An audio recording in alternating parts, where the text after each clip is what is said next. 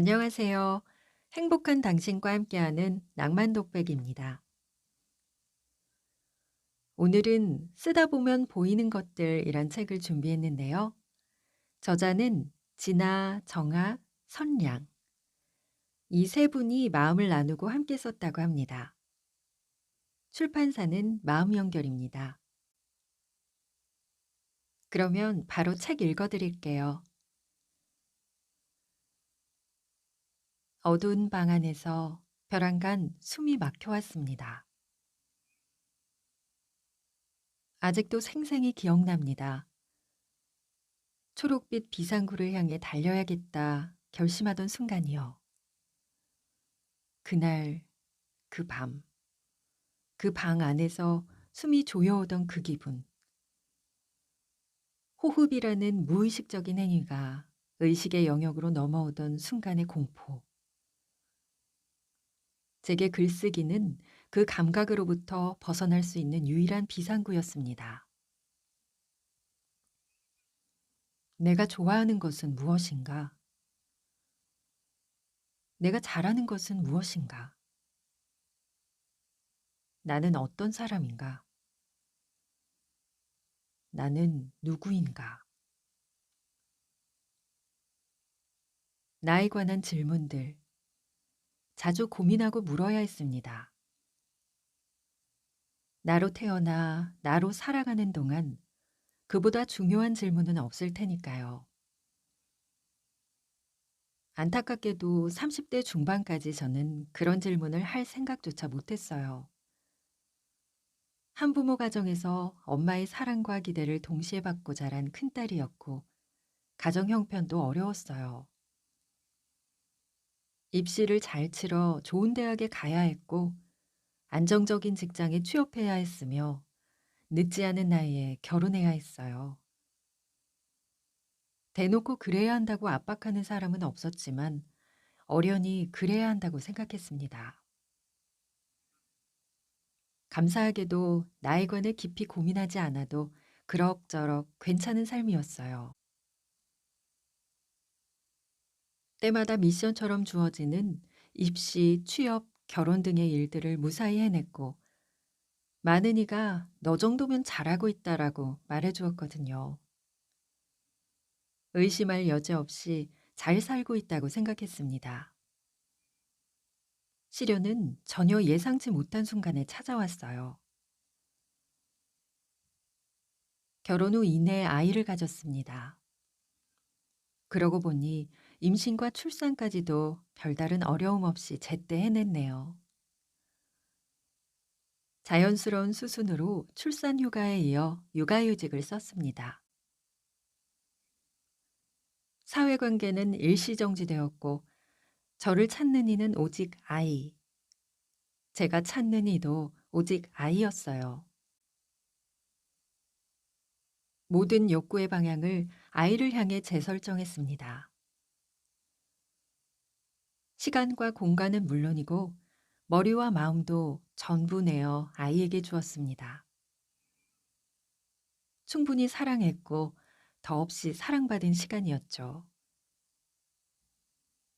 아이가 자라는 모습을 보는 것만으로도 축복이라 여길 만큼 행복했습니다. 아이는 조금씩 자라는 듯 했지만 어느 순간 보면 훌쩍 자라있기도 했어요. 그 순간들이 아쉬워 육아일기를 썼습니다. 감격스러운 아이의 성장과 변화를 행여 잊을까봐 강박적으로 기록했어요. 시공간, 감정과 생각에 이어 언어까지 모두 아이를 위해 썼습니다. 별다른 갈증을 느끼지 않았어요. 아니, 그렇다고 생각했습니다. 가끔 원인 모를 공허감을 느낄 때면 배부른 감정이라고 생각했어요. 이토록 어여쁜 아이를 두고 이 정도 안정적인 환경에서 살면서 감히 공허하다니. 배가 불렀구나, 불렀어. 자신을 막다른 길로 몰아세웠죠. 무언가 허전하다는 느낌이 드는 게 부끄러울 만큼 사치스럽게 느껴졌어요. 드문드문 찾아오는 공허감을 막을 도리는 없었습니다. 공허감이 우울감으로 바뀌기까지 그리 오랜 시간이 걸리지 않았어요. 그때 저는 굉장히 당황했던 것 같아요. 우울함을 인정하지 못하고 오히려 더 행복한 척 저를 가장했습니다. 그날도 그렇게 어영부영 제 안의 우울을 회피하며 잠자리에 든 날이었어요. 바로 그 밤이었습니다. 암막 커튼까지 쳐져 빛이라곤 손톱만큼도 볼 수 없던 방 안에서 벼랑간 가슴이 답답해졌습니다. 이내 숨이 막힌다는 느낌이 들더라고요. 평소 의식하지 않았던 호흡을 의식해야만 했어요. 그 순간 제가 느낀 감각은 우울이 아니라 공포였어요. 이대로 숨이 막혀 죽을 수도 있겠다는 생각, 아니, 생생한 감각이었습니다. 아이가 잠들자마자 방 밖으로 뛰쳐나왔습니다. 꽤 추운 날이었는데 창문을 열고 앉았어요. 숨을 고르고 마음을 진정하려 애썼어요. 이런 게 연예인들이 말하는 공황 같은 건가? 잠시 생각했습니다. 그때부터 달라졌던 것 같아요. 지금 내가 겪는 힘듦, 내가 느끼는 우울을 제대로 바라봐야겠다는 생각이 들었습니다. 관망하지 않고 직면해야겠다 생각했어요. 나를 찾는 글쓰기는 그렇게 시작되었습니다.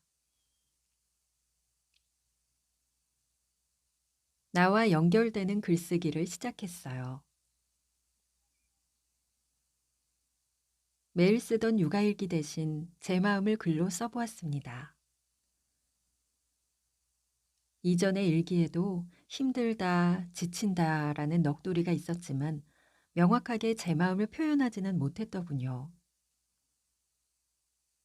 마구 써봤습니다. 단어도 고르지 않고 앞뒤 문맥도 전혀 고려하지 않은 날것의 문장들이 쏟아졌어요. 차마 입으로는 뱉지 못했던 욕설도 섞여 있었어요. 더는 쓸 것이 없겠다고 생각한 순간 채 끝맺지 않은 문장에 마침표를 찍으며 옅은 해방감을 느꼈습니다. 아이를 보는 게 힘들다고 생각했지만 더 깊은 곳에는 사회관계의 단절에서 오는 외로움이 있었습니다. 남편과 육아를 제대로 분담하지 못하고 있다는 억울함이 있었고 익숙하지 않은 가사노동과 육아에 지친 몸과 마음이 있었어요. 나 때문에 아이가 잘못될지도 모른다는 두려움도 있었죠. 수면 가장 아래에 다다르자 도대체 이 생활 속에서 나는 어디로 사라졌을까? 라는 의문이 들었습니다. 엄마였지만 그 이전에 나였어요. 엄마는 제게 부여된 새로운 역할일 뿐 저의 전부가 아니었습니다. 그런데 마치 전부인 것처럼 나를 완전히 내려놓은 채 엄마로만 살고 있었던 거예요. 이대로는 안 되겠다는 결심이 섰어요. 어떻게든 흐려진 나를 찾고 싶었습니다. 나를 생각하고 싶었고, 나를 이해하고 싶었으며, 나를 더 많이 사랑하고 싶었어요. 나는 어떤 사람일까? 그 뒤로 자주 물었습니다. 생각이 모이면 단 한 문장이라도 좋으니 메모했어요. 이전에 하던 일이나 앞으로 하고 싶은 일, 중요하게 생각하는 가치, 좋아하는 것과 싫어하는 것, 그날 읽은 책의 구절 등도 끼적여 보았어요. 나에 관한 본질적인 질문들로 시작했지만 제게 부여된 여러 역할 고민도 무시할 수 없었습니다. 아이들과 놀다가도, 식사를 준비하다가도, 빨래를 개다가도 휴대전화의 메모장을 열었습니다. 아이들이 잠든 깊은 밤이면 파편처럼 흩어져 있는 단어와 문장을 글로 엮었어요. 아이들의 성장과 변화를 기록하기에 바빴던 육아일기는 조금씩 제 마음과 언어를 담아내기 시작했습니다. 독자는 오로지 나 한 사람이었지만 아쉽지 않았습니다. 누구에게 보이기 위해 쓴 글이 아니었으니까요. 애써 남기지 않으면 기억하지 못할 생각과 감정을 기록하고 싶었어요. 풀 한 폭이 없는 이 길을 걷는 것은 담 저쪽에 내가 남아있는 까닭이고, 내가 사는 것은 다만 잃은 것을 찾는 까닭입니다. 윤동주의 길.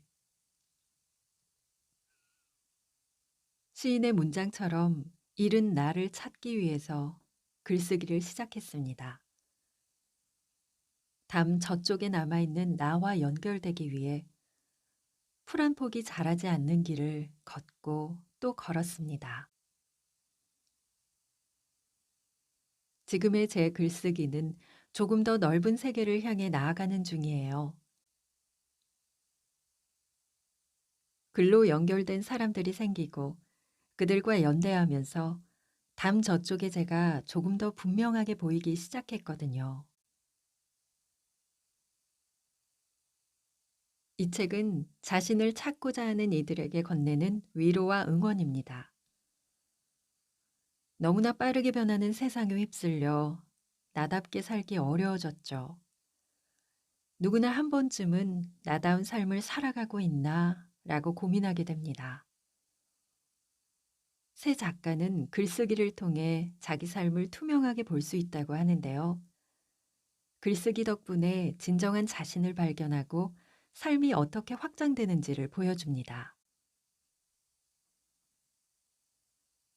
진아, 정아, 설량 작가는 글로 만난 사이로 대구, 일본, 밀라노에 떨어져 살지만 글쓰기 플랫폼에서 만났습니다. 자기 내면의 소리를 담은 글로 서로 연결되었죠. 글로 만났지만 서로 공감하고 위로하고 칭찬하고 응원하는 새 작가를 보면 우리의 마음이 따뜻해집니다. 여러분도 새 작가의 성장 이야기를 읽으면 글을 쓰고 싶어질지도 모르겠어요. 쓰다 보면 보이는 것들을 통해 모든 사람이 자신을 발견하길 바란다고 작가들은 말하네요. 오늘도 책이 있어 설레이는 아름다운 날 보내세요.